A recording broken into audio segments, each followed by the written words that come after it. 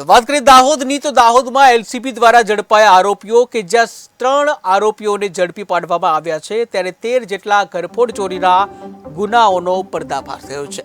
7 લાખથી વધુના મુદ્દામાલ કબજે કરવામાં આવ્યા છે। દાહોદ તેમજ પંચમહાલમાં ઘરફોડની ચોરી કરી હતી, ત્યારે 3 આરોપીઓને ઝડપી આગળની કાર્યવાહી હાથ ધરવામાં આવી।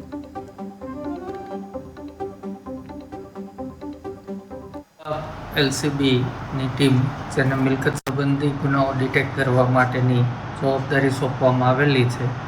આ ટીમ દ્વારા હ્યુમન ઇન્ટેલિજન્સ અને અગાઉ બનેલા ગુનાઓનું ટેકનિકલ એનાલિસિસ કરતા, જેમાંથી શંકાસ્પદ અમુક નંબરો મળેલા અને અમુક વ્યક્તિઓ જણાઈ આવતા, આ શંકાસ્પદ ઇસમોની ધરપકડ કરતા અને એમની ઘનિષ્ઠ પૂછપરછ કરતા આશરે 13 જેટલી ઘરફોડ ચોરીઓનો ગુનાનો ભેદ ઉકેલાયો છે અને 7 લાખથી વધારે રકમનો મુદ્દામાલ કબજે કરવામાં આવ્યો છે।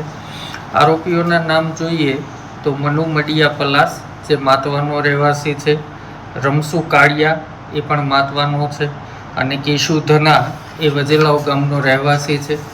જે ગુનાઓ ડિટેક્ટ થયા છે એમાં લીમખેડામાં જે બનાવ બન્યો હતો કે રોડ અકસ્માતમાં એક જ પરિવારના 5 વ્યક્તિઓ રાજસ્થાનમાં મરણ ગયેલા અને એમની રાજસ્થાન અંતિમ વિધિ ચાલતી હતી, એ દરમિયાન જે ઘરફોડ ચોરી થઈ હતી, એ ઘરફોડ ચોરી, લીમખેડાની બીજી એક ઘરફોડ ચોરી, પંચમહાલ જિલ્લાની 3 ઘરફોડ ચોરી, દાહોદ રૂરલ, રણધીકપુર,